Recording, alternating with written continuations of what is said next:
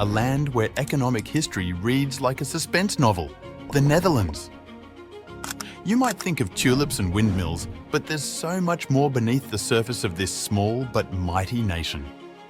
The Dutch didn't just stumble into modern economics, they practically wrote the first chapters.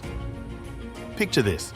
Centuries ago, they were already mastering international trade, setting up corporations, and yes, even pioneering financial markets.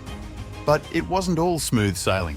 They've seen boom and bust cycles so wild, it makes today's stock market swings look like a mild roller coaster ride. Fast forward to now, and the Netherlands isn't just keeping up, it's leading the pack in productivity. Think of it as the productivity champ of Europe, rubbing shoulders with economic heavyweights like the USA. But here's the kicker. They've managed to achieve this while still prioritizing quality of life. Imagine a country where part-time work isn't just common, it's the norm.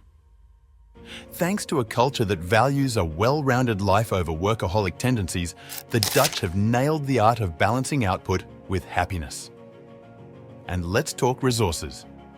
The Netherlands sits on a gold mine of natural gas, enough to make any economy drool. But here's where it gets interesting. They've chosen to leave a significant chunk of it untapped.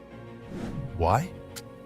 Environmental concerns and a little thing called Dutch disease, where reliance on one industry can backfire spectacularly. Speaking of which, their history reads like a cautionary tale for other economies.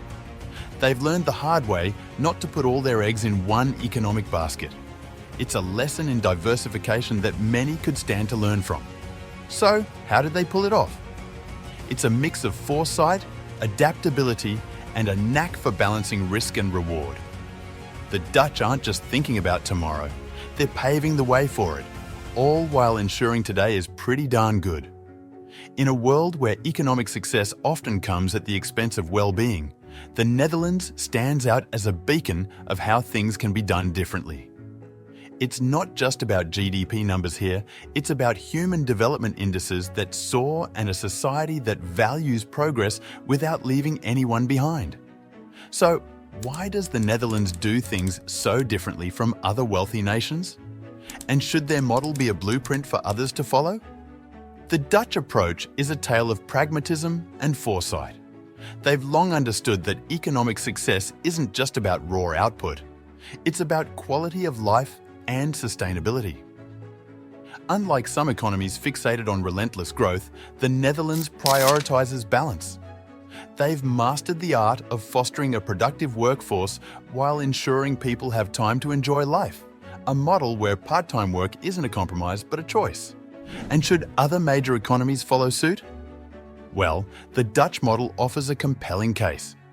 It's a testament to how a strong financial sector can fuel growth without sacrificing stability. Amsterdam's historic stock exchange isn't just a relic, it's a testament to their commitment to long-term investment and economic resilience.